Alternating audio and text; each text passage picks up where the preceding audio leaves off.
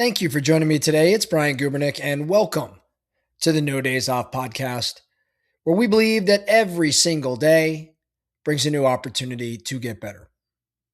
I would like to tell you a short story today. It's about 100 years old, and I think it might change how you make decisions today or this week. Here's the story. Two guys are walking down a country road and they come across a fence, and it's right in the middle of the field. It's not attached to anything, it's just a fence that's standing there. The first guy looks at it and says, This fence here, this makes no sense whatsoever. Let's tear it down.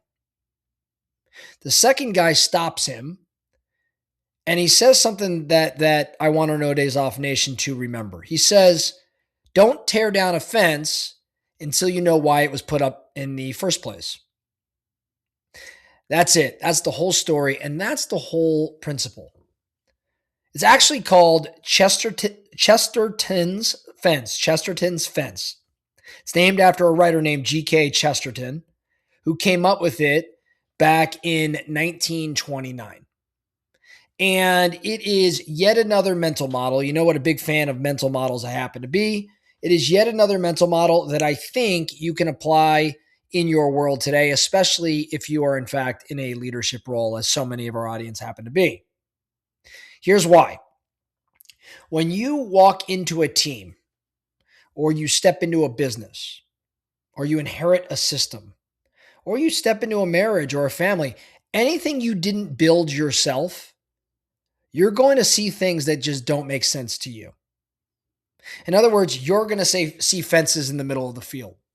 The policies, maybe the rules, the traditions, certain processes, meetings, just ways of doing things that on the surface might look pointless to you. And your instinct, especially if you're a doer, someone that aims to go accomplish things, your instinct is going to be to go tear those things down. Why are we doing it this way? That's dumb. Let's kill it. And Chesterton would tell you, slow down. Before you tear it down, find out why it's there in the first place. Let's make this more real for our audience here today. I've watched many team leaders take over teams, and in the first few months, they blow up the comp plan, or they change the meeting rhythm altogether, or they get rid of the morning huddle, or they fire a key player or an admin or something like that. And then 6 months later, they're wondering, why production's down. They're scratching their head. They're confused. They wonder why culture might feel a little off. They wonder why maybe people are leaving. Well, here's what happened. What happened is the comp plan was holding somebody's top producer in place. Or the morning huddle was the only thing that was actually creating some degree of accountability. Or that admin you let go was the glue that kept two of our biggest performers from walking out the door. And so the individual that stepped into the environment, they just didn't know. And they didn't ask. In other words, they just saw a fence and they tore it down. Now, I think we should be real careful here. Chesterton is not telling you to never change anything. That doesn't make sense. He's not saying tradition is always right. It's not that what's going on right now is the old way, let's say, is the best way.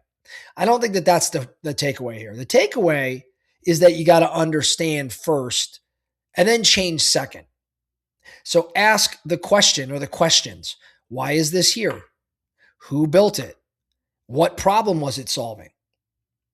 And only after you get answers to questions like that do you decide if it still needs to be there.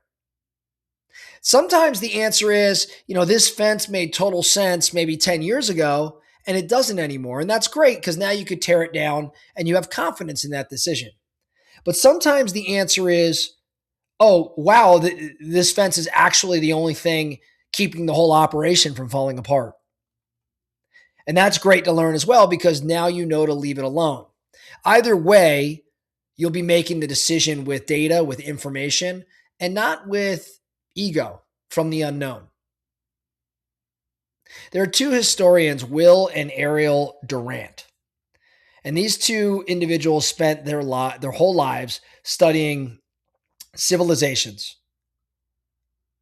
And I read something that they had shared that resonated with me. They said that out of every 100 new ideas, 99 of them are probably worse than the tradition they're trying to replace. 99 out of 100 new ideas are probably worse than the tradition they're trying to replace. Now, that's not a reason to never try anything new. I mean, these are historians studying civilizations. It's a really good data point. That doesn't mean don't try anything new, but it is, I think, a reason to be humble about your new ideas. Because the person who built the fence, they probably weren't stupid. I mean, they were probably pretty intelligent. They probably had a really good reason for building that fence. You just don't know what it is yet. I'll tell you where else this shows up. I think it shows up with habits of all things. Every one of us has a bad habit that maybe we've tried to kill. Maybe it's scrolling on the phone late at night, or maybe it's having a drink after work. And we just, try sometimes to stop it cold. Use willpower. I just delete the app, or, I just white knuckle it, get through it. And it doesn't work. And that's because the habit is a fence. The habit was put there to solve a problem. It gives you something. That's why it's there. It gives you distraction, or it gives you comfort. Maybe it gives you some sort of relief or escape.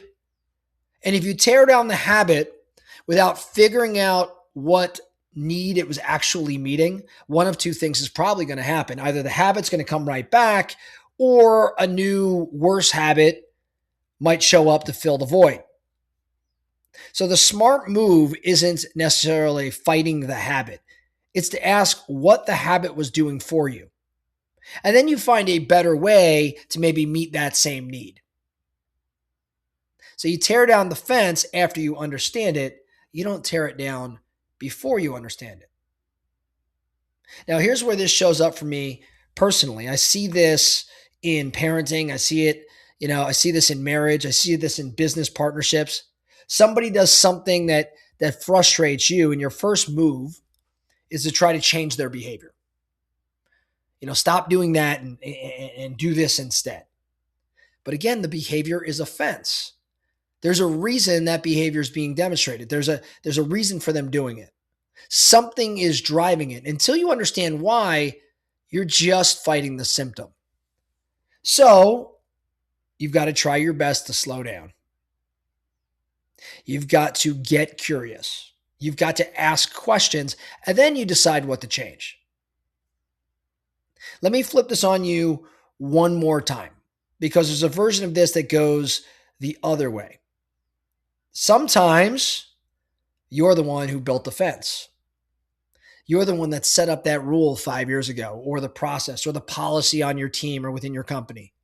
And it made sense at the time, but it's still there. That fence is still there, and it's running, and it's doing its thing.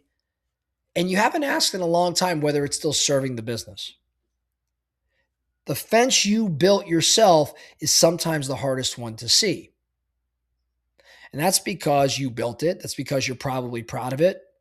You remember why you built it. In some cases, it feels like a part of you. But maybe the business has changed, or the team has changed. The market has changed. Go look at your own fences too, the ones you've created, the ones you put up. Ask the same question. Why is this here? Does it still need to be here? Here's your action item after listening to today's episode. I want you to pick one thing in your business or in your life, maybe one thing that's been bugging you, maybe something you've wanted to change or rip out or just totally blow up. And before you touch it, ask 3 questions. 1, why is this here? Why is this here? Who put it there? 2, what problem was it solving at the time? And 3, is that problem still a problem? Or is the fence now the problem? Write it down, take 10, 15 minutes and actually think about it. And then after thinking about it, and only after thinking about it, make the call, make the decision. You might still tear it down, and that's great. That's fine. But you'll be doing it with eyes open instead of ego really leading the way.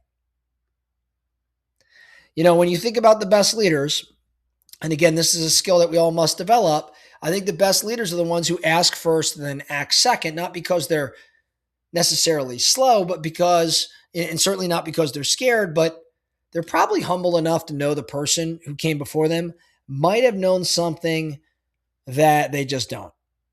Well, I want to encourage you to be that leader this week. That's all I have for you today, the No Days Off podcast. Thank you so much for listening. And remember, every single day brings a new opportunity to get better. So let's get after it.